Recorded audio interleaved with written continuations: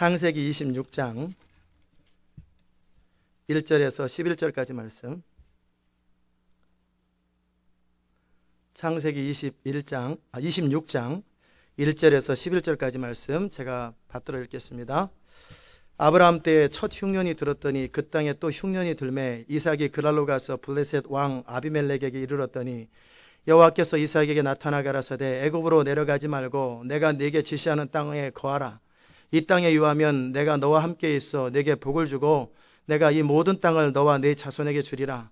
내가 네 아비 아브라함에게 맹세한 것을 이루어 네 자손을 하늘의 별과 같이 번성케 하며 이 모든 땅을 네 자손에게 주리니 네 자손을 인하여 천하 만민이 복을 받으리라. 이는 아브라함이 내 말을 순종하고 내 명령과 내 계명과 율례와 내 법도를 지켰음이니라 하시니라. 이삭이 그랄에 거하였더니 그곳 사람들이 그 아내를 부르매 그가 말하기를 그는 나의 누이라 하였으니 리브가는 복이 아름다움으로 그곳 백성이 리브가로 인하여 자기를 죽일까 하여 그는 나의 아내라 하기를 두려워함이었더라.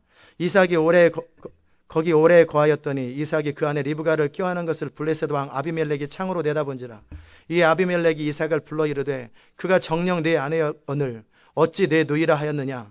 이삭이 그에게 대답하되 내 생각에 그를 인하여 내가 죽게 될까 두려워하였음이로라. 아비멜렉이 가로되 네가 어찌 우리에게 이렇게 행하였느냐. 백성 중 하나가 네 아내와 동침하기 쉬웠을 뻔하였은즉 내가 죄를 우리에게 입혔으리라. 아비멜렉이 이에 모든 백성에게 명하여 가로되 이 사람이나 그 아내에게 범하는 자는 죽이리라 하였더라. 아멘. 자리에 앉겠습니다. 은혜로우신 하나님, 이 시간도 주의 성령의 기름 부음으로 주의 말씀이 선포되고 전해지고 들려질 수 있도록 주님 은혜 베풀어 주시고 오늘도 주의 은혜로 우리를 덮어 주옵소서. 예수님의 귀하신 이름으로 기도드리옵나이다. 아멘. 오늘 여러분과 함께 말씀을 나눌 제목은 반복되는 인생이라고 하는 제목입니다. 역사가 반복되고 또 우리 인생도 반복됩니다. 만약에 반복되지 않는다면 우리는 배울 게 없지요. 늘 처음 가는 길을 걸어가는 것처럼 우리는 보이지만 여전히 성경에는 그 모든 역사의 기록이 패턴처럼 원리처럼 기록되기 때문에 우리는 그 하나님의 말씀을 통해 인생을 어떻게 살아야 될지 배우는 것입니다. 호세아 6장에 보면 하나님께서 너희는 여호와를 알되 힘써 알라고 그랬어요. 그러면서 중요한 단서를 붙여놨어요. 뭐라고 그랬냐면 그의 나오심은 새벽빛과 같이 일정하다 그랬어요. 그 말이 무슨 말이냐면 하나님께서 그때그때 기분이나 상황에 따라 변덕거리고 똑같은 것을 어떨 때는 하고 어떨 때는 안 하고 늘 변화가 막심하다면 어떻게 되겠어요? 우리는 그 하나님을 알 도리가 없어요. 골대가 날마다 움직인다면 공을 넣을 방법이 없지요. 그런데 농구 골대가 그대로 항상 있는 것처럼 하나님의 원리와 하나님 그분은 항상 일정하게 이렇게 될 때 이렇게 반응하고 저렇게 될 때 저렇게 반응하시는 하나님이세요. 더더욱이 그분은 적어도 최소한 그분의 말씀에 근거해서 기록하셨어요. 이렇게 되면 축복을 받고 이렇게 하면 저주를 받고 이렇게 되면 형통하고 이렇게 되면 망한다. 모든 것들이 그대로 기록되어 있고 그 역사는 계속해서 그걸 반복합니다. 수천 년 역사 동안 계속 그걸 반복하는 거예요. 오늘 이 아침에 여러분의 인생 가운데 그 하나님의 말씀이 임하기를 주의 이름으로 축복합니다. 아브라함 때 흉년이 들었어요. 흉년이 왜 들었을까? 흉년이 들었겠죠. 근데 왜 들었을까 모르죠. 저는 이제 모를 수도 있겠지만 그럴 가능성이 또 있다고도 생각해요. 풍랑 가운데 예수님께서 주무실 때 제자들 가운데 풍랑을 일으켰던 장본인이 악한 영들이 풍랑을 일으키잖아요. 풍랑이 벼랑가 일어나 버려요. 잠잠하다가. 그건 뭐냐면 해방하는 거예요. 우리 인생 가운데 때로는 항상 그런 건 아니지만 마귀가 어떤 인생의 풍랑을 줄 때가 있어요. 지금 하나님께서는 뭐를 아브라함에게 말씀하셨고 그 가문 가운데 무슨 말씀을 하셨냐면 그들에게 가장 중요한 것은 그 땅에 머물러서 하나님의 약속을 붙드는 거예요. 그런데 흉년이 들어버리면 먹고 살 게 없고 기근이 임하면 그 땅에 머물기가 참 어려워요.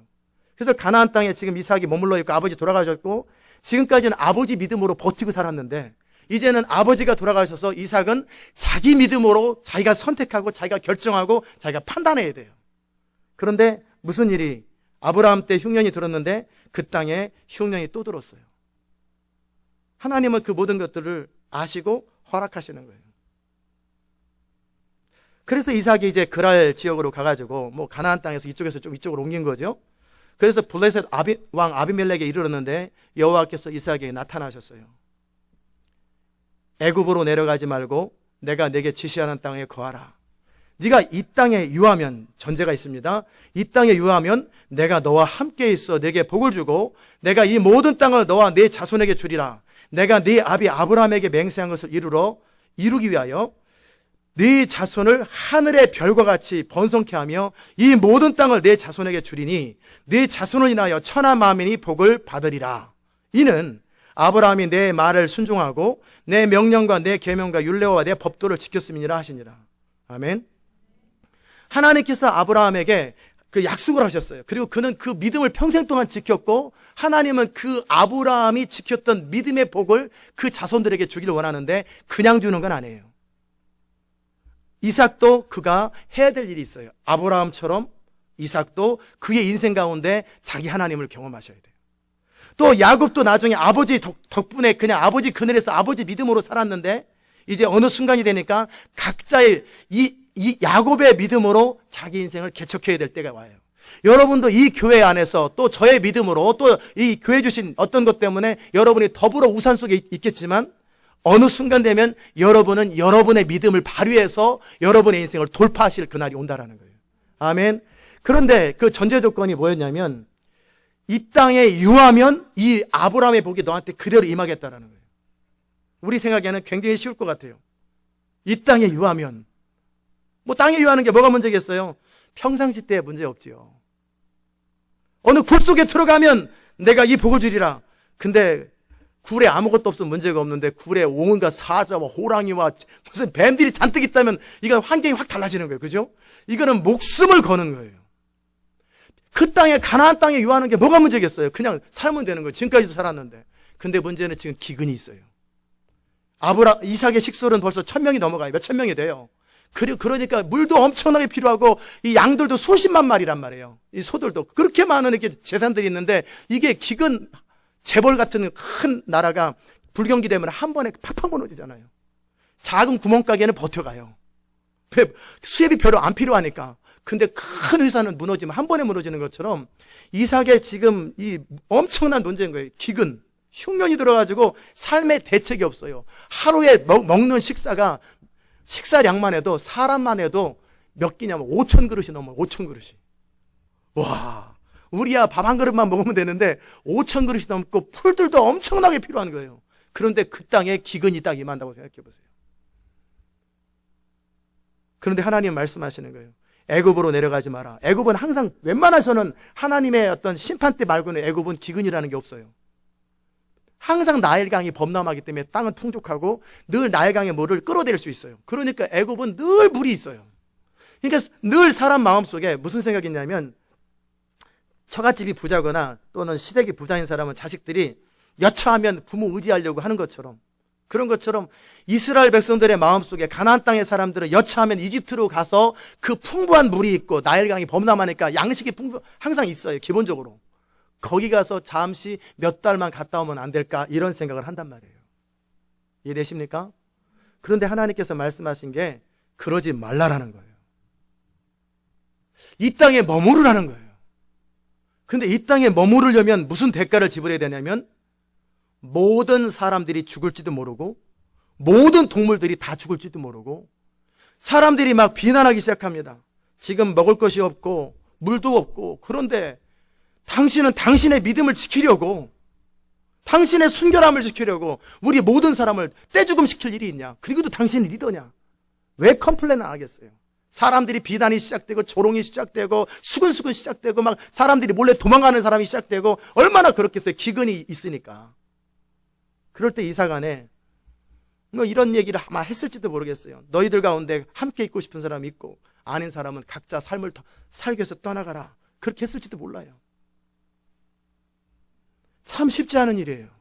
믿음을 지킨다라는 건 그 땅에 머무는 것 자체가 평상시 때 아무 문제가 안 된다니까요. 아무 문제 안 돼요. 그러나 기근이 있어서 살 수 없는 환경이 될 때 바로 하나님이 그 말씀하신 거예요. 이 땅에 유하면. 여러분이 하나님의 복을 받는 것 교회 좀 몇 번 다녔다고 복 받는 게 아니에요. 봉사 좀 조금 했다고 복 받는 게 아니라 하나님의 복이 임하고 하나님의 손이 여러분 가운데 임하기 시작하려면 여러분이 무엇을 해야 되냐면 이 땅에 유하는 것이 무엇인지를 알고 그 땅에 유해야 돼요. 그 땅이 무엇입니까? 예수님께서 아무든지 나를 따라오려거든 뭐라고 그랬어요? 자기를 부인하고 자기 십자가를 지고 나를 쫓을지니라. 어떻게 부인해요? 나를 따라오는 자들은 부모와 처자와 재산과 심지어는 자기 목숨까지 미워하지 않으면 나를 따라올 수 없다. 그 말. 어느 순간에 부딪힌다 그 말이에요. 그리고 또 더 심각하게 말씀하셨어요. 자기 생명을 살고자, 자기 생명을 살리고자 하는 자는 잃을 것이요, 자기 생명을 나와 하나님의 나라를 위해서 잃어버리기로 결정한 자들은 얻으리라 그랬단 말이에요. 참 쉽지가 않은 일이에요. 지금 이 기근이 일어나가지고 이게 지금 한두 명도 아니고 몇천 명이 몰살하게 생겼어요.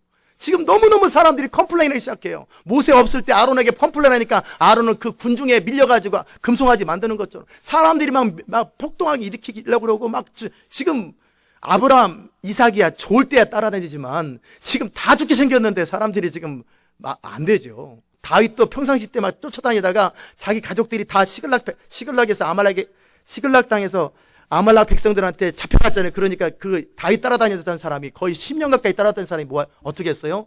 다윗을 돌로 쳐서 죽이려고 그러는 거예요.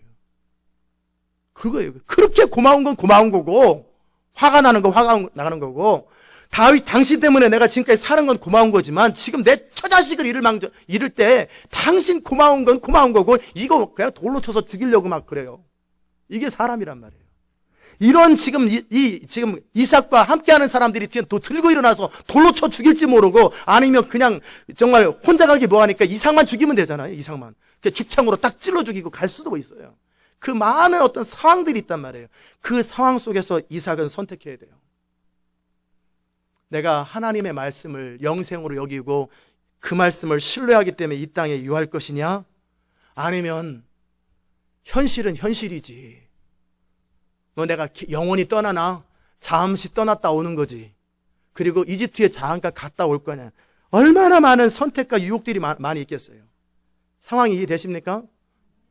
자, 지금 이삭은 그 선택을 해야 되는 거예요. 그냥 이 땅에 유하는 것 자체가 별 문제가 아니라 흉년 때 십자가 옆에 평상시 때 골고다에 가는 게 무슨 문제겠어요? 자기 혼자 십자가 딱 세워놓고 그 옆에 이렇게 얼마든지 있을 수 있지.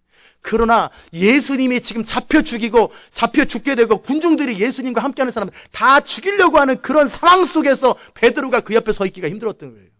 아멘. 나중에 혼자 베드로도 얼마든지 골고다에 올라갈 수 있습니다. 아무도 없을 때.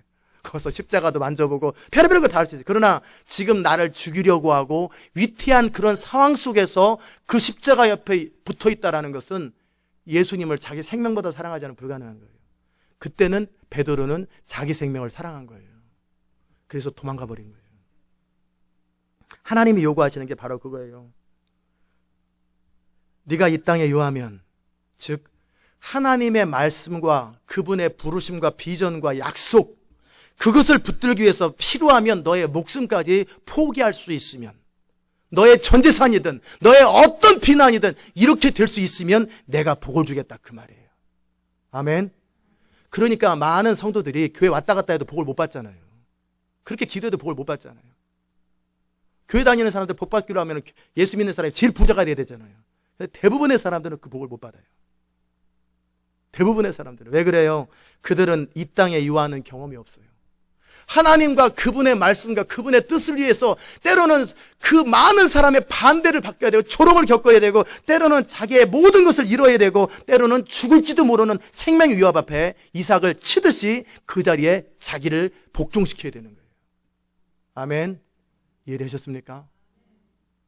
그때 그렇게 하면, 이게 그 말이 이 땅에 유하면 그냥 지나갈 것 같으죠? 이 땅에 유하면 바로 그렇게 살아가면 내가 너와 함께 있다라는 거예요. 아멘. 예수님께서 마태복음 28장 29절, 마태복음 28장 19절 20절에 너희는 가서 모든 족속으로 제자를 삼아 아버지와 아들과 성령의 이름으로 세례를 주고 내가 너에게 가르쳐 분부한 것을 가르쳐 지키게 하라. 그렇게 하면 내가 너와 함께 있되 땅 끝까지 있겠다 하겠다라는 거예요. 그게 예수님이 제자들한테 파송할 때 그랬단 말이에요.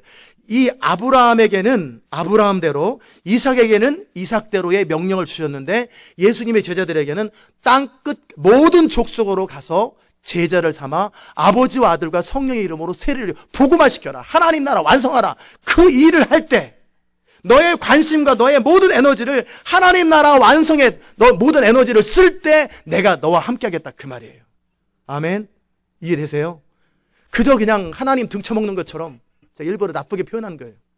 등쳐먹는 게 뭔 말인가? 등을 치면 먹는 게 나오나? 그래서 하나님을 속여가지고 매니플레이트 해가지고 그 말이에요. 축복하소서, 축복하소서. 하나님 역사하소서. 뭘 역사해요? 역사하기는 역사 안 한다라는 거예요. 하나님은 성경대로 역사해요. 어떻게? 너희는 가서 모든 족속으로 제자를 삼고 하나님의 나라와 하나님 나라 완성되는 그 일에 관심을 가지고 거기에 자기의 삶을 투자할 때, 인생을 투자할 때, 재정을 투자할 때 내가 함께 하겠다 그 말이에요. 그러면 안 하면 어떻게 하나요? 함께 하지 않겠다 그 말이에요. 그래서 하나님의 교회는 하나님의 나라와 연관이 되어야 돼요. 하나님의 나라, 그분의 뜻. 이삭에게 하나님이 말씀하신 건 이 땅의 유아면이에요. 왜 이 땅에 유하라고 했을까요? 하나님께서 그 땅을 주시기로 했기 때문에 지금 두 가지 목적이 있는데, 하나는 그 땅에 대한 권위를 취하라는 것이고, 두 번째는요, 그 땅에 유하라는 것은 네가 나의 명령과 나의 약속을 지키고 붙들기 위해서 너의 모든 걸 참고 모든 걸 믿고 모든 걸 바라고 모든 걸 견뎌야 된다는 거예요. 지금 하나님은 그 명령을 하고 있는 거예요. 아멘. 하나님의 교회 안에서 얼마나 많은 사람들이 이러저런 이유 때문에, 처녀가 애를 낳아도 이유가 있다고 다 익스큐즈가 있다니까요. 애들 교육 때문에 부인이 반대해서, 남편이 이래서, 뭔 이래서, 뭐 이래서, 얼마나 많은 사람들이 자기 멋대로 결정하잖아요. 아무것도 아니에요. 그 사람들은 이 땅에 유한 사람이 아니에요. 그 사람들은 이 땅에 유한 사람이 아니에요. 나중에 회개하고 하나님 앞에 애통할 수는 있겠지만 이삭은 그러지 않았어요. 너가 나의 명령을 생명인 줄 알고 이 땅에 유하면, 내 약속을 붙들고 내 명령을 그대로 순종하기 위해서 심지어는 그 수천 명의 사람들의 목숨을 잃을지도 모르고, 너를 돌로 칠지도 모르고, 너의 전 재산을 다 뺏길지도 모르고, 잃을지도 몰라도 너는 나의 약속을 붙들면 그 말이에요. 아멘. 그러면 내가 어떻게 하겠다라는 거예요. 그 각오를 하면, 죽을 각오를 하고 나의 명령에 순종해서 모든 걸 참고 모든 걸 믿고 모든 걸 바라고 모든 걸 견디면 내가 너와 함께 있어 내게 복을 주고. 아멘. 하나님의 복을 받는 것은 그냥 주어지는 게 아니에요. 바로 그때 하나님께서 내가 너와 함께 있고 내게 복을 줄 것이고 내가 이 모든 땅을 너와 네 자손에게 주리라. 그리고 네 아버지 아브라함이 이뤄놓은 그 크레딧 있잖아요. 하나님으로부터 그 축복들을 그대로 너에게 줄 것이고 너 자손들에게 줄 거라는 거예요. 그러나 너도 네 아버지처럼 나의 명령에 순종하고 믿고 그렇게 인생을 거는 과정이 필요하다는 거예요. 옆에 계신 분하고 인사하십시다. 당신은 어떤 사람입니까?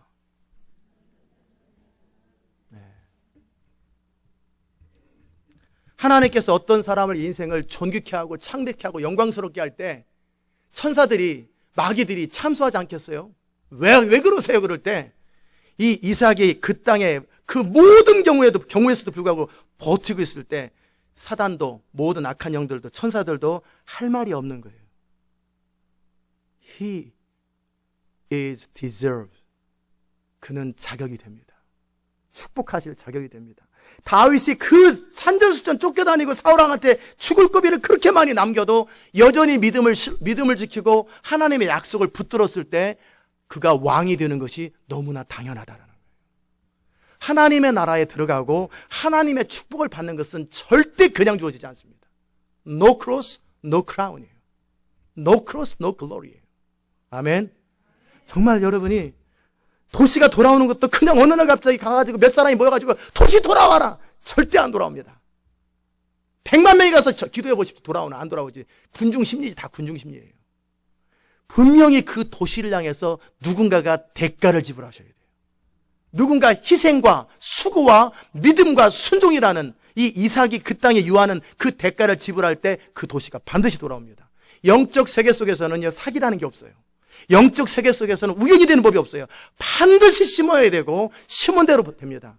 여러분이 어떤 하나님의 역사를 만들어내고 bear fruit죠. 열매를 맺기 위해서 반드시 여러분은 뭐를 해야 되냐면 어떤 믿음과 순종이라고 하는 대가, 희생이 반드시 지불돼야 돼요. 그것 없이 그냥 어느 날 갑자기 복이 임한다. 그러면 그것은 거짓 복입니다. 아멘.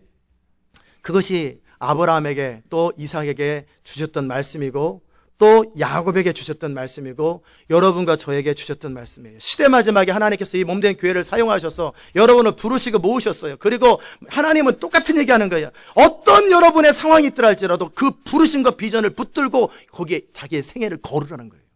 그러면 내가 너와 함께하고 내게 복을 주고 네가 이 모든 땅을 너와 내 자손에게 주리라 한 것처럼 하나님의 약속이 이루어진다는 거예요. 아멘. 그런데 그것이 또 쉽지가 않아요. 그래서 이제는 그 이삭이 그대로 그 아래에 거했어요. 불안하지만 초조하지만 이삭 안에 두려움이 있었나 없었나 보세요. 이삭 안에 에집트로 가려고 하는 생각이 있었을 때 하나님이 경고를 딱 했어요. 그래도 하나님의 경고 무시하고 이집트로 갔으면 그는 끝나는 거예요. 그런데 그는 그랄 땅에 그대로 머무릅니다. 그리고 그 안에 여전히 두려움이 있어요. 왜냐하면 나그네잖아요. 그는 팔레스타인 땅의 나그네예요. 여러분이 지금은 잘 모르겠지만 저도 잘 몰라요. 한 30년 전에 이민을 처음 왔던 사람, 40년 전에 처음 왔던 사람들이 인종차별을 느꼈던 건 가면은 저 원숭이처럼 쳐다보고 툭툭거리고 제대로 안 주고 놀리고 막 그런 경험. 정말 차별하고 더더욱이 시골로 갈수록 더 그렇게 더 세네 막 그런 경험 있잖아요. 그리고 또 심각하고 그러면 어떻게 폭동 일으키고 아니면은 그 KKK 본부가 KKK 단원이 가서 죽여버리고 막 그런 일들이 있었다고요. 똑같이 나라가 있고 국가가 있지만 그 당시 그 팔레스타인 지역에서도요. 뭐였냐면 사람들이 언제든지 자기 마음대로 행할 수 있는 상황 속에 이삭이 걱정되는 게 있었어요. 이제 일단 첫 번째 고비, 그 생존에 대한 고비는 그냥 믿음으로 극복하기로 하고 생존에 대한, 그래서 이집트는 안 가기로 하는데 그 다음에 또 하나의 걱정이 있는데 자기 생명에 대한 위협이에요. 자기 아내가 이쁜데 아리따운데 사람들이 그 아내 리브가로 인하여 자기를 죽일지 모른다라는 두려움이 있었던 거예요. 그 아버지랑 똑같으죠? 어쨌든 이게 뭐 그냥 평안한 삶 속에서는 그러지 않는데 정말 그런 어떤 상황 속에서 두려움이 임할 때 그래서 사람들이 물어보는 거예요. 저 여자 누구요? 그러니까 내 여동생이요. 딱 그랬단 말이에요. 왜 그래요? 살려고. 그래서 그런가 보다. 뭐 어떤 사람 가운데는 이삭한테 잘 보여가지고 저 여자랑 결혼할까 뭐 이런 생각한 사람이 있을 수도 있고 뭐 소문이 날 수도 있어요. 그런데 이제 어느 날 왕이 아비멜렉이라는 왕이 창으로 이렇게 내다보는데 이삭이 그 여동생을 끌어안되 그냥 반갑다고 허그하는 수준이 아니라 이거는 너무 좀 농도가 짙게 끌어안고 그러는 거. 무슨 여동생하고 저러냐? 불러와 봐라. 야, 너 여동생이라며. 예. 근데 내가 보니까 여동생 아니던데. 내 창문으로 다 봤어. 어저께 너 뭐 하는 거 봤어. 너 끌어안는데 너무 진하게 끌어안. 너 여동생 아니야. 부인 맞지? 예. 부인 맞는데요. 그런데 왜 여동생이라고 속였어? 그랬더니 여기에 불신앙의 대명사가 딱 있죠. 내 생각에. 이게 이제 불신앙의 출발입니다. 내 생각에. 하나님이 그렇게 여동생이라고 말씀하셨습니다. 그것도 아니고 성령의 감동이 그렇게 임했습니다도 아니고 내 생각에 그를 인하여 내가 죽게 될까 두려워함이라. 이건 주님의 약속이 아니에요. 이삭도 여전히 우리와 같은 연약한 사람이고 불완전한 사람이라는 거예요. 하나님이 뭐라고 그랬어요? 네가 이 땅에 유하면 내가 너와 함께 있을 거라고 그랬어요. 함께 있다는 말은 그냥 뭐 사고 나고 무슨 일이 생겨도 나 함께 있었지?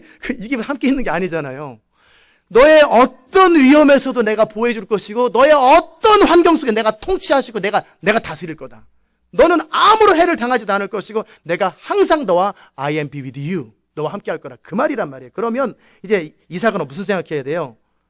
아내를 아내라고 말해도 하나님이 나와 함께 하셨고 나는 조건을 완성시켰다. 나는 이 땅에 머물렀기 때문에 천하 만민이 내 자손을 인하여 복을 받는 건 당연하고 이 땅은 내 땅이 될 게 당연하고 그런 다음에 나는 거부가 될 것이고 나는 축복을 받을 것이고 나는 안전할 것이고 그분이 나와 함께 동행할 거라는 이 믿음을 가지고 있었다라면 이삭은 아내를 아내라고 당당하게 말했을 거예요.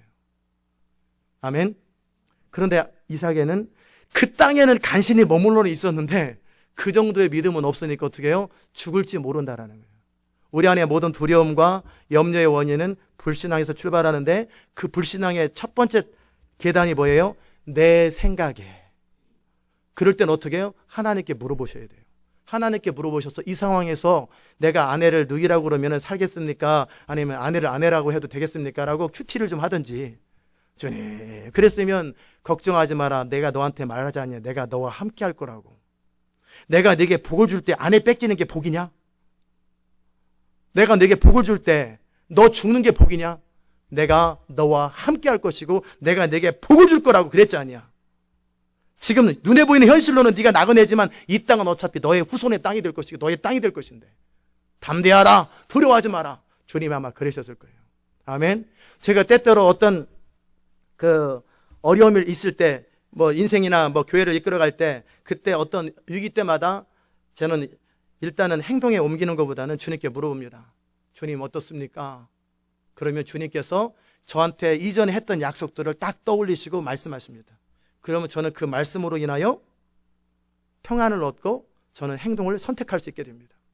근데 이때 이삭은 그 선택을 못하는 거예요. 그랬더니 아비멜렉이 그래도 비록 이삭이 믿음으로 또는 아내를 아내라고 하면 이런 조건이 없이 일단 그랄 땅에 머물렀기 때문에 하나님은 그분의 약속을 지키는 거예요. 비록 이삭이 조금 쪼잔하게 보일 거 아니야. 아내를 보호하지 못하는 남자로 보이는 건 이삭의 잘못이고 그 남자로서 체면이 좀 꺾인 것이고 하나님은 하나님의 일을 여전히 행하십니다. 아멘. 그래, 왜? 단서가 아내를 아내라고 말하면 이 단서가 아니라 이 땅에 머무르면 이 단서기 때문에 일단 하나님은 함께 하셔야 돼요. 그분의 약속을 지켜야 돼요. 그랬더니 이런 상황 속에서 아비멜렉에게 어느 날 아비멜렉이 창문으로 보게 만드신 거죠.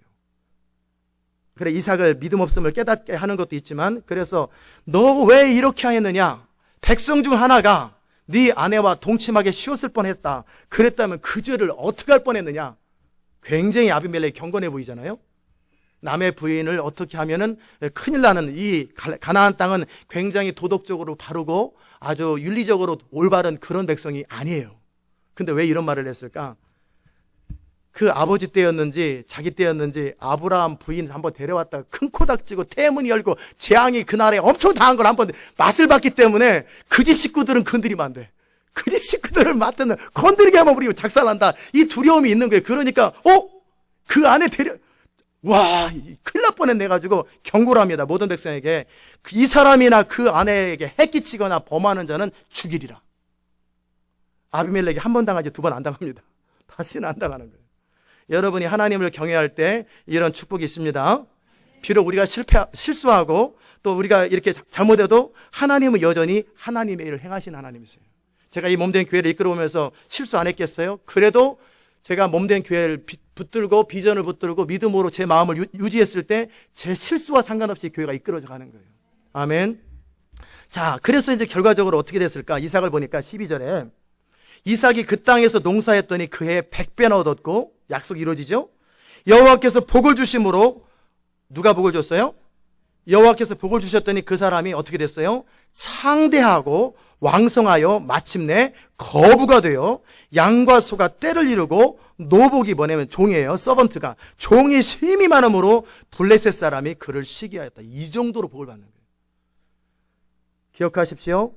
복은 저절로 임하지 않습니다. 우리는 하나님의 명령과 말씀의 근거에서 우리 역할에 충실할 때 복은 그냥 임하는 거예요. 아멘. 복 달라고 울부짖고 기도하고 금식한다고 복이 임하는 거 아니에요. 그랬으면 기도원에 잘 다니는 사람이 복이 제일 많이 임할 거 아니에요. 근데 기도원에 잘 다니는 사람이 복이 임하는 게 아니라 자기 믿음을 지키고 하나님 앞에 늘 자기 해야 될 일을 충성스럽게 믿음을 지켰던 그 사람들이 복을 받더라는 거예요. 여러분도 그렇게 되시기 바랍니다. 일단 이삭이 양을 치다가 또 다시 농사도 졌나 봐요. 근데 농사를 졌더니 얼마나 많은 그 농작물을 얻었는지 100배나 얻었고 여호와께서 복을 주셨더니 너무너무 창대하고 왕성하고 마침내 이 시간이 마침내 거부가 되었어요. 하루에 거부가 된 게 아니라 마침내 하나님의 약속들이 현실화되더라는 거예요. 아멘. 우리가 하나님의 교회 주신 비전과 부르심을 따라 하나님 나라 완성이라는 거룩한 뜻 안에서 이렇게 비전을 따라갈 때 하나님은 마침내 복을 주시고 창대하고 왕성하게 될 것입니다. 아멘. 그랬더니 이제 블레셋 사람들이 시기가 나는 거예요. 시기가 나가지고 어떤 일을 하냐면 이제는 이 사람들이 골칫거리가 돼버린 거예요. 너무나 왕성해져가지고. 그래서 이제 그 이삭이 머무는 곳에 우물을 가서 흙더미로 가가지고 다 메꿔버리는 거예요. 물 안 나오게, 못 살게. 그랬더니 이삭이 저것들이 우리를 깔보고 놀려?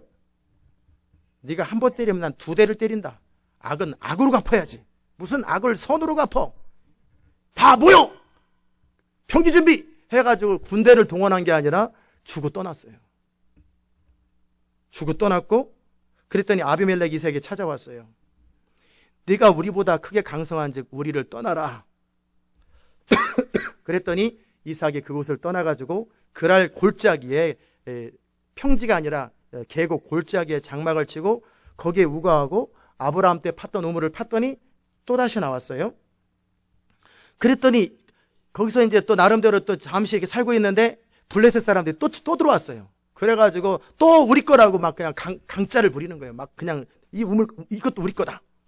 그러니까 어떻게 하냐면 그래 줘라.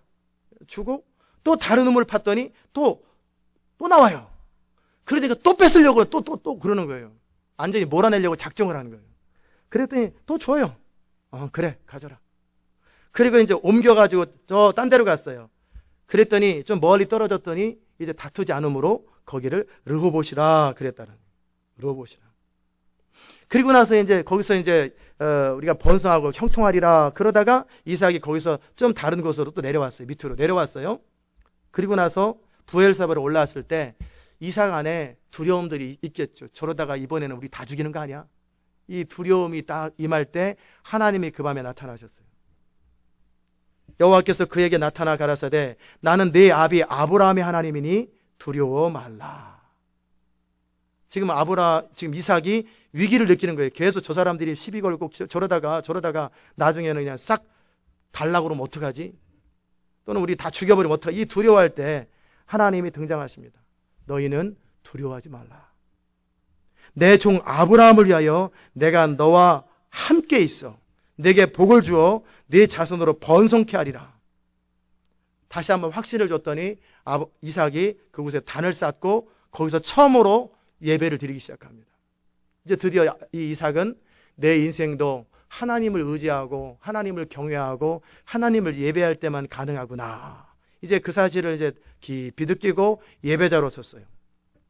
그랬더니 이제 아비멜렉 그 블레셋 나라 왕이 그 친구 아우삿과 군대 장관 비골, 이 비골이 그냥 상징적인 장관 이름인지 아니면 개인 이름인지 모르겠지만 이 비골이 아브라함 때도 오더니 이 사람이 그 이삭 때도 오는 거예요. 따라오십니까? 네. 그래서 와가지고 뭐라고 그러냐면 이삭이 왜 왔어요? 우리 쫓아낼 때는 언제고 우리한테 왜 왔어요? 그랬단 말이에요. 그랬더니 그 사람들이 공통적으로 하는 말이에요. 여호와께서 너와 함께 계심을 우리가 분명히 보았으므로 너와 우리 사이에 맹세를 세워 계약을 맺으리라. 너는 우리를 해하지 마라. 이는 우리가 너희를 해하지 아니했고 너희가 떠날 때도 원래 병법에서 상대방 도망갈 때 치는 거 아니에요. 떠날 때도 내버려 뒀다. 그러므로 이제 우리한테 잘해줘라. 그리고 내가 보기에 이제 너는 여호와께 복을 받은 자라. 하나님의 약속이 이삭에게 주어졌을 뿐만 아니라 믿지 않는 완전 넌 크리스찬까지도 이 이삭을 바라보면서 너는 여호와께 복을 받은 자라. 아멘. 이런 하나님의 은혜가 있기를 주의 이름으로 축복합니다. 그리고 나서 이제 함께 잔치를 베풀고 그리고 나서 잔치를 베푸는 그날에 이제 그들이 평안히 갔어요. 그리고 나서 또 종들이 또 와서 보고하는 거예요. 우물 또 팠는데요. 이 사람들은 우물 파기만 하면 우물이 나고 손만 대면 우물이 되는 거예요. 그래서 세바라. 이 세바는 무슨 말이냐면 맹세라는 뜻이고 부엘이라는 말은 우물이라는 뜻이에요. 맹세의 우물. 자, 이게 이제 26장의 내용입니다. 그러면 26장에서 우리가 받을 교훈이 두 가지가 있어요. 하나는 어떤 경우에도 하나님이 명하신 그 부르심, 약속들을 지키되 기근이 일어나든 생존의 위협이 있든 상관없이, 사람들이 비난하든 조롱하든 상관없이, 나에게 핍박이 있든 없든 상관없이, 기분이 나쁘든 안 나쁘든 상관없이, 이해가 되든 안 되든 상관없이 하나님의 약속을 지키는 그 사람, 하나님의 부르심을 붙드는 그 사람, 그 순종의 근거에서 복이 임한다라는 거예요. 아멘. 꼭 기억하십시오. 꼭 기억하십시오. 두 번째는 뭐냐면, 두 번째는 주라 그리하면 받으리니 너희 기쁨이 충만하리라. 예수님은 뭐라고 말씀하셨냐면, 악을 악으로 갚지 마라. 그리고 상대방이 너희한테 잘 대해주는 사람을 잘 대해주는 것은 무슨 의미가 있느냐? 그건 안 믿는 자도 하는 것인데, 너희 뺨을 때리는 자들에게 잘해주고 너희에게 해를 끼치는 자들을 축복하라는 거예요. 아멘. 자, 이게 굉장히 중요한 의미가 있어요. 지금 하나님께서는 아브라함이나 이삭의 라이프 스타일을 체인지하는 거예요. 아담의 후손으로 선악과의 후손들은 끊임없이 자기 인생을 자기가 보호한단 말이에요. 그죠? 그러니까 자기 나름대로 살궁리를 하고 자기가 자식 자신을 보호하고 어떻게 하든지 서바이브 하려고 발버둥 치는 그 삶의 결과로 복이 많은 줄 아는데, 그렇게 복이 많은 거 아니다. 그 첫 번째 패러다임을 깨는 거예요. 너가 복을 받는 원인은, 세상 사람들은 원래 나와 상관없으니까 그들은 악이다 깡이다 죽어라고 고생해야 복을 받는다. 그들이 재산을 모은다. 그리고 나중에 가보면 지옥이다. 아멘. 그런데 하나님의 백성들이 복받는 방법은 그게 아니라는 거예요. 여러분이 성실하게 아침부터 저녁까지 수고하고 애쓴다고 복이 임하는 게 아니라는 거예요. 아멘. 꼭 패러다임을 바꾸셔야 돼요. 이리 뛰고 저리 뛴다고 복 받을 것 같으면은 쓰리잡 포잡 뛰면 돈 많이 벌게 해요. 그래가지고 20년 동안 돈 벌어가지고 어떤 분 200만 불을 벌었어요. 캐시로. 150만 불이 200만 불을 벌어가지고 건물 하나 지었어요. 론 150만 불 얻어가지고 50% 투자해가지고 50%에서 300만 불인가 400만 불짜리 건물 지었는데 건물 가격이 400만 불에서 150만 불로 떨어졌어요. 그러니까 빚져가지고 자기 돈 투자도 건지지 못하고 그나마 은행빚 50만 불 못 갚는다고 뱅커럽 해버렸어요.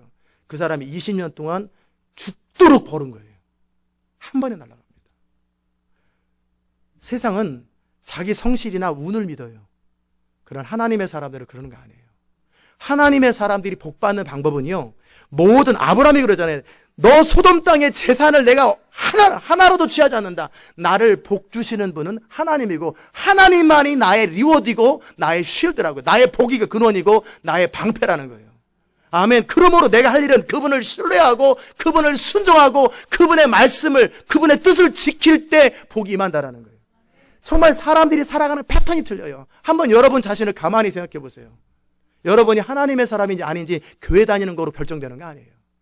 성경 암송 좀 했다고 결정되는 거 아니에요. 결정적인 순간에 당신이 무엇을 추구하느냐예요. 나의 힘의 소스가 뭐냐예요. 내가 어떤 위기 때 나는 어떤 선택을 하냔 말이에요. 이렇게 지금 기근이 일어나고 사람들이 막 위협하고 죽일지도 모르는데 버티고 그냥 있어 그러면은 그 땅에 있을 수 있는 사람이란 말이에요. 이 사람은 자기 살고 죽고 그리고 행복과 불행이 하나님의 약속에 있다고, 하나님의 뜻에 있다고 믿는 사람들이에요. 이 주일 아침에 이렇게 조는 사람들이 많아요. 정신 차리세요. 정신 차려. 이게 조는 사람이 한두 명일 때 넘어갔는데 지금 7명이나 돼. 7명. 정신 차려요. 저 뒤에 하나, 여기 하나, 이쪽에 하나, 저쪽에 하나, 저쪽에 하나, 저쪽에 다 봤단 말이에요. 시력이 20/20예요. 제가 20/20. 저 방송실에 조는 거 다 보여요. 눈 살짝 감는 건지 살짝 좋은 건지 다 알아요. 졸지 마세요. 자, 하나님의 사람이 복을 받는 채널은요, 내가 얼마나 수고하고 애쓰느냐가, 그건 세상의 원리예요. 하나님의 사람이 복을 받는 것은 뭐냐면 하나님의 말씀을 믿고 얼마나 순종하고 하나님의 약속과 부르심을 따라 사느냐, 그 결과로 복이 많은 거예요. 그걸 꼭 명심하세요. 그게 복의 소스예요. 하나님의 사람들은 그렇게 살아가는 거예요. 근데 교회 와가지고도 그래도 우리도 뭐를 해야 되잖아요. 우리도 그래도 성실하지 말라는 얘기예요. 제가 언제 성실하지 말라고 그랬어요? 성실하지 말라라는 게 아니에요. 성실한다고 되는 게 아니라는 거예요. 아침부터 저녁까지 수고하고 애써도 시편 127편에 그렇게 수고해도 안 된다라는 거예요. 여호와께서 지키시지 아니하시면 안 돼요. 여호와께서 지키셔야 되는데 하나님이 함께 하겠다고 그랬잖아요. 복을 주겠다고. 누구한테? 이 땅에 유하면 그 사람에게. 하나님의 말씀을 영생으로 여기고 그분의 부르심을 영생으로 여기고 모든 걸 참고 모든 걸 믿고 모든 걸 견디고 모든 걸 바라고 그분의 말씀을 붙드는 그 사람에게 복이 만다라는 거예요. 아멘. 그게 첫 번째 원리고요. 두 번째 원리는요. 우리는 막 끌어모으고 모으고 그래서 악착같이 돈을 아끼고 절약하고 계산하고 예산 짜고 결산하고 만나틀이나 하고 이러면 복이 많은 줄 아는데 이러면 인색함만 있습니다. 아멘. 성경은 절대 그렇게 하라고 하지 않았어요. 주라 받으리니. 너가 인색하면 하나님도 너한테 복을 줄 때 인색하겠다라는 거예요. 주고 베푸르라는 거예요. 하나님의 나라에 재물을 쌓아두고 천국에 정말 가난하고 어려운 자들 도와주고 정말 내가 돈을 갚아도 아니면 내가 돈을 줘도 나한테 돌아올 수 없는 사람들, 그런 사람들에 나눠주라는 거예요. 베풀어. 그러면 나는 어떻게 살고요? 그래서 하나님께서 패러다임을 바꾸는 거예요. 아담의 후손들은 끊임 자기 스스로 서바이브 하잖아요. 이 패러다임을 깨는 거예요. 하나님을 신뢰할 때 하나님의 보호가 있다라는 것이고, 두 번째, 우리는 철저하게 모으고 절약해가지고 통장에 돈이 모으는 것이 기쁨이잖아요. 하나님의 나라가 확장되는 게 기쁨이 아니고 하나님께 순종하는 게 기쁨이 아니라 통장에 돈 모으는 게 기쁨인 사람은 절대 하나님의 축복은 임하지 않습니다. 어느 날 그 돈도 싹 날아갑니다. 어느 날 불질러서 날아가지, 누가 도둑해가 나가든지. 그 사람이 하나님의 사람이라면 그렇게 살면 안 돼요. 그러는 게 아니에요. 하나님의 사람들이 복을 받는 원리는 뭐냐면, 안 믿는 자도 이건 똑같아요. 나눠주고 베풀어야 돼요. 나눠주고 베풀 때 복이 하늘에서부터는, 우리는 내가 절약해서 오는 복은 내 한계 안에서 복을 잠깐 홀다고 있는 것 뿐이에요. 재산을 홀다. 그러나 나눠주고 베풀어주면 복이 하늘에서 폭포수처럼 쏟아진다라는 거예요. 이 비밀을 아시기 바랍니다. 우리가 없을 때 자꾸 인색해지고 없을 때 자꾸 이렇게 위축되잖아요. 그래서 이 교회에서는 반대 정신을 가르치잖아요. 어떻게 해요? 우리 교회는 지교회도 마찬가지고 모든 팁은 우리 교회는 20% 이상을 주십시오. 기본은 20%입니다. 불순종하려면 알아서 하세요. 저는 여러분 축복을 받기 위해서 그냥 뭐 18% 할까 19% 할까 이렇게 다 하지 말고 그냥 20% 주세요. 아멘.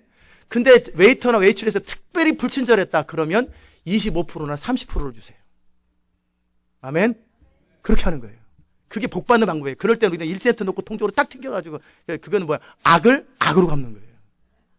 그러지 말고 특별히 잘못할 때는요 더 많이 주세요. 여러분 앞에 엎질렀다, 물을 엎질렀다 그러면 이거는 더블로 줘야 돼.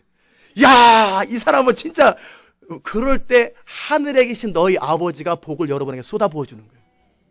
우리는 정말 이 세상 논리로 사는 게 아니라 새로운 피조물이기 때문에 하나님의 나라의 논리로 사는 거예요. 그래서 베풀어주고 나눠주고 막 그러는 거예요. 우리가 교회 시작하면서도 돈도 없잖아요. 개척교회가 무슨 돈이 있어요.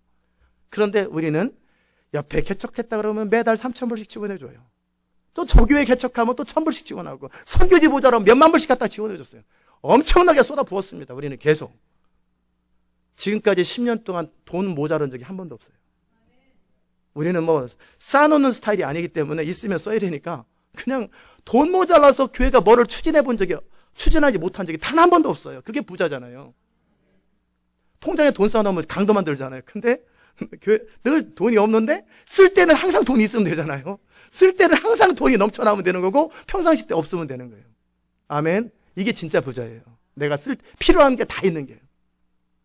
왜 그럴까요? 나눠주고 베풀었기 때문에 그러는 거예요. 더더욱이 하나님의 나라와 하나님의 목적을 위해서. 그렇다고 개척교회 분들을 요청하지 마세요. 제가 돕지 않기로 결정을 했어요. 왜냐면요, 개척교회를 도왔던데 두 교회가 다 문 닫았어요. 그래서 그다음부터는 안 돕습니다. 왜냐하면 개척할 때는 개척 스피릿이 필요해요. 헝그리 정신, 울부짖고 기도하면서 씨름해야 되는데 편안하게 생활비 다 대주니까 그냥 편안하게 있다가 결국은 5, 6개월 있다 문 닫아버리더라고요. 아, 내가 한 목사를 배렸구나. 또 저 목사도 배렸구나. 그래서 개척교회는 안 돕습니다. 대신에 정 필요하면은 정말 어떤 물건들 한두 개 사주는 건 있지만 개척되는 개척의 스피릿이 필요해요. 어려울 때 헝그리 정신, 막 울부짖고 무릎 꿇고 버티는, 그렇게 해서 치고 나가야 되는데 그때 누군가가, 큰 교회가 싹 도와주잖아요. 그러면 주님을 신뢰하는 법을 놓쳐버려요. 그러나 어느 선교지나 어떤 결정적으로 어려울 때 있잖아요. 근데 그걸 어떻게 판단해요? 성령이 그걸 아시니까 감동을 주실 거라고요. 그래서 제가 말씀드리는 요지를 아셨겠죠? 성령이 감동할 때는 성령이 주라면 줘야 돼요. 그리고 우리의 기본 태도는 그냥 나눠주는 거예요. 어떻게 하면 한 번이나 더 나눠줄까?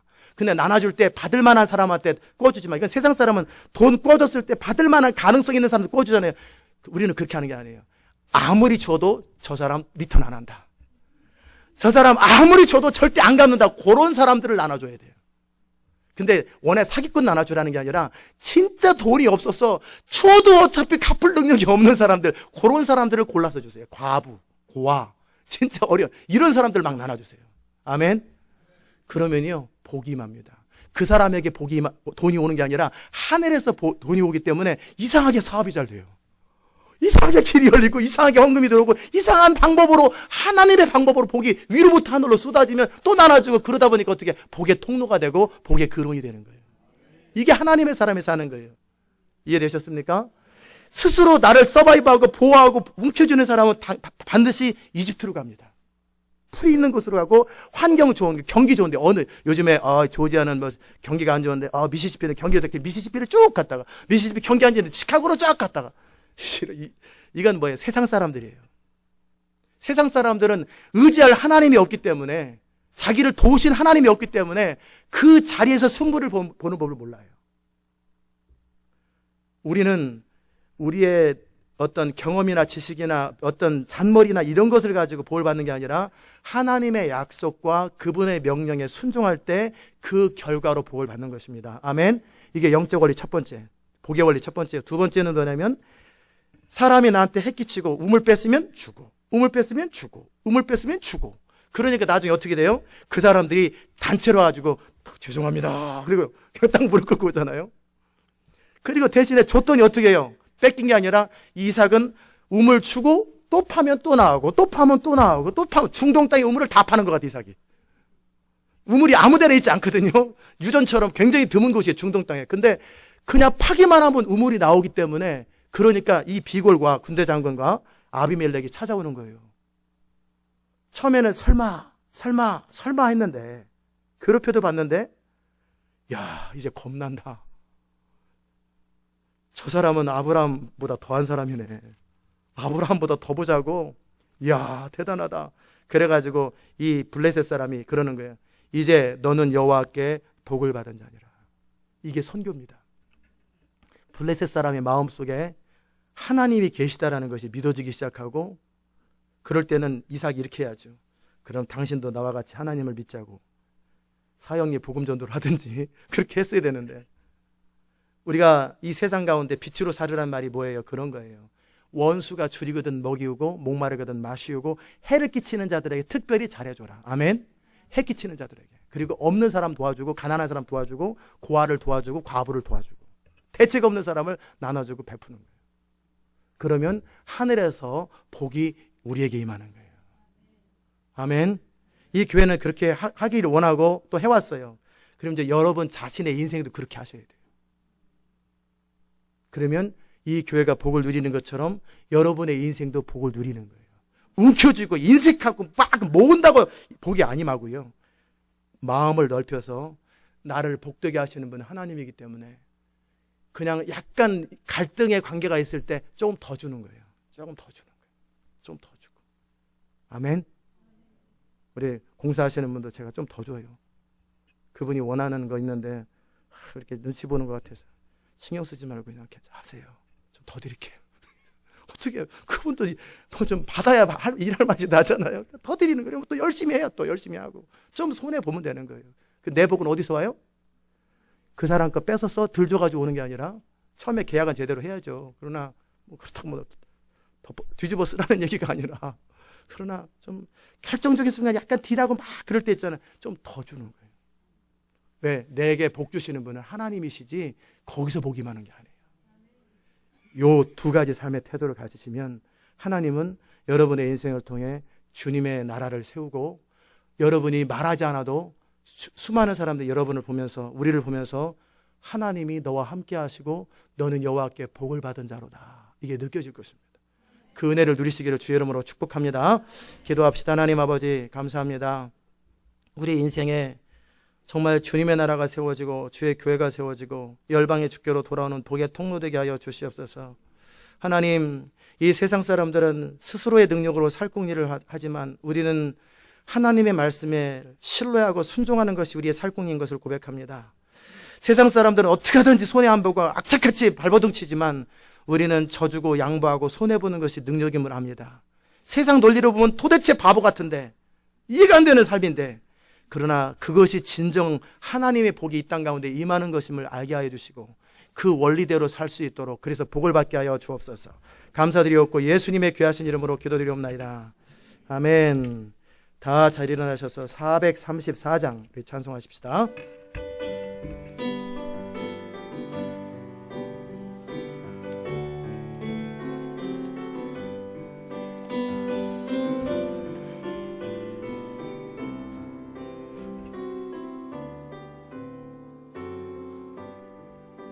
나의 갈 길 다가도록 예수 인도하시니 내 주 안에 있는 긍휼 어찌하리요.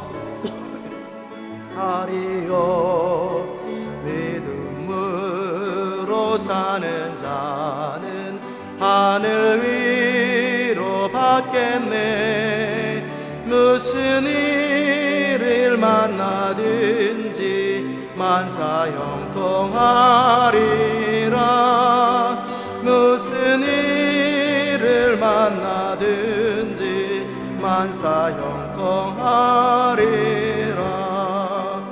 나의 갈 길 다가도록 예수 인도하시니 어려운 일 당한 때도 족한 은혜 주시네. 나는 심히 고단하고 영혼 매우 가라나. 나의 앞에 반석에서 샘물 나게 하시네.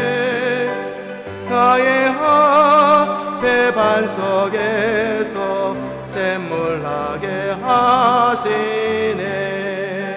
나의 갈 길 다가도록 예수 인도하시니 그의 사랑 어찌 큰지 말로 할 수 없도다.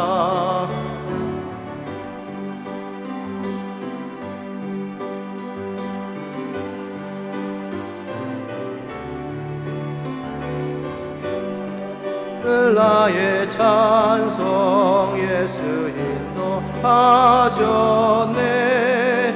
영영 부를 나의 찬송 예수 인도하셨네. 아멘. 이 시간 기도합시다. 오늘 나눴던 말씀들이 이 세상 논리로 보면은 너무나 말이 안 되는 소리예요. 기근 때 피해야지, 경기 좋은 곳으로 옮겨가야지, 또 나한테 핵 끼친 사람한테 그대로 갚아줘야지, 어떻게 손해보고 살아, 이게 세상이잖아요. 우리는 그렇게 살지 않기로 결정합니다. 하나님의 말씀을 믿고 신뢰하는 것이 복의 이유고, 또 오히려 원수가 줄이거든 먹이고 마시우는 것이 복의 통로입니다. 이 시간은 우리가 이제는 세상의 논리대로 살지 않고 하나님의 논리대로, 하나님이 창조하신 창조의 법칙대로, 논리대로, 사랑의 원리, 항상 사랑의 원리거든요.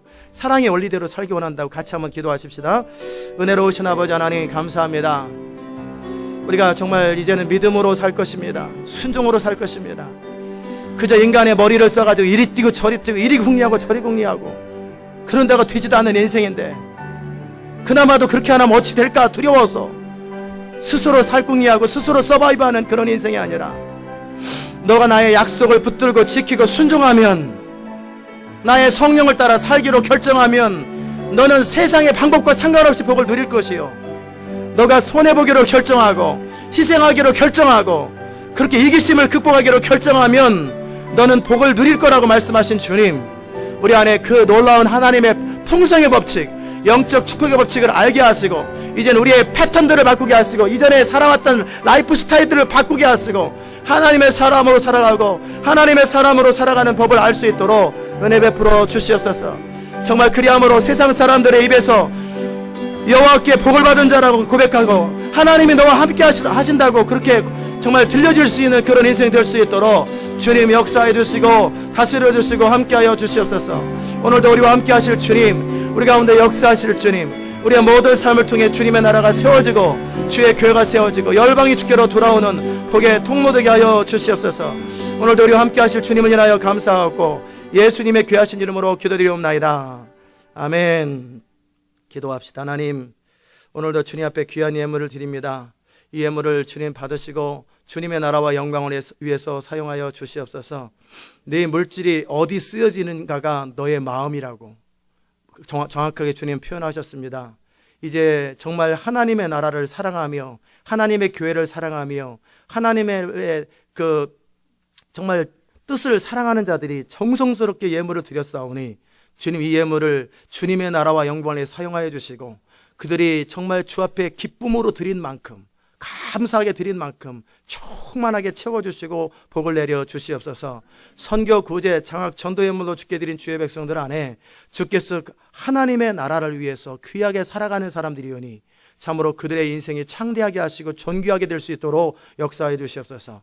감사 예물을 주께 드린 주의 백성들, 늘 그들 안에 기쁨과 감격이 흘러넘치는 생애 되게 하시고, 주일 예물을 주께 드린 주의 백성들, 매 예배 때마다 살아있는 주의 음성이 그들의 인생을 터치하고 새롭게 이끌어갈 수 있도록 역사해 주시오며, 또 11조 예물을 주께 드린 주의 백성들에게 늘 충성스러운 청지기가 되어 주인의 쓰시기에 합당한 자들 될 수 있도록 은총 베풀어 주시옵소서. 모든 것이 주께로부터 왔기에 주께 올려드리오니 주님의 나라와 영광을 위해서 사용되게 하여 주시옵소서. 이제는 우리 주 예수 그리스도의 귀하신 은혜와 하나님 아버지의 무한하신 사랑과 성령의 감화 감동 교통하심의 역사가 오늘도 주 앞에 나와 예배하는 모든 주의 백성들 머리 위에, 인생 위에 이제부터 영원까지 함께 하시기를 예수 그리스도 이름으로 간절히 축원하옵나이다. 아멘.